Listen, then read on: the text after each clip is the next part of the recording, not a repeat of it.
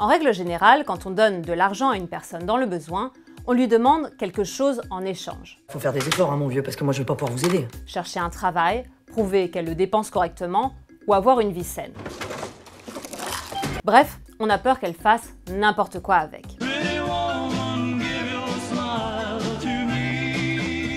Sauf qu'en fait, c'est une erreur. Il vaut mieux donner de l'argent sans contrepartie. Et il y a au moins 3 raisons à ça. D'abord parce que les personnes qui ont besoin d'argent savent mieux que quiconque comment elles pourraient le dépenser pour s'en sortir. L'idée reçue, c'est que les pauvres sont incapables de gérer leur argent. On préfère donc souvent, par exemple, leur donner un sandwich plutôt qu'une pièce, mais c'est faux. C'est faux.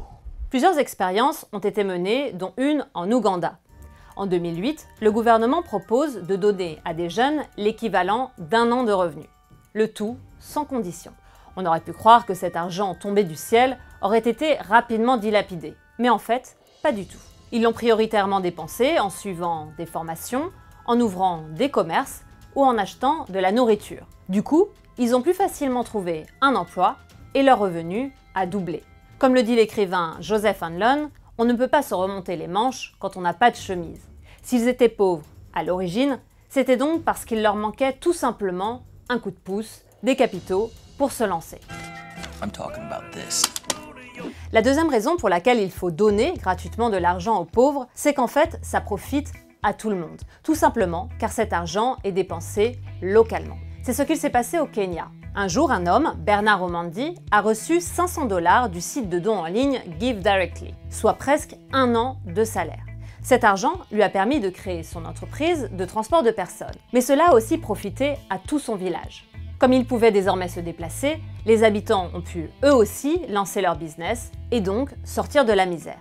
Même constat en Inde. Entre 2011 et 2012, 4 à 6 $ ont été donnés aux adultes de certains villages. 2 ans plus tard, les robinets ont remplacé les puits, les toilettes ont fait leur apparition dans les foyers, les enfants sont en meilleure santé et les filles davantage scolarisées.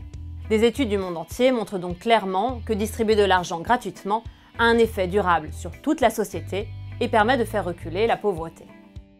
Enfin, on pourrait croire que donner tout cet argent, ça coûte forcément cher. Et bien pas plus que de distribuer des repas ou des logements, et c'est même l'inverse. C'est ce qu'a prouvé une expérience à Londres en 2009 auprès de 13 sans-abri. Dans la rue, il coûtait 400 000 livres à la société chaque année. Une association locale a donc décidé de leur donner 3 000 livres en liquide et sans condition. 1 an après le début de l'expérience, l'argent n'a pas été gaspillé et 11 SDF sont sortis de la rue.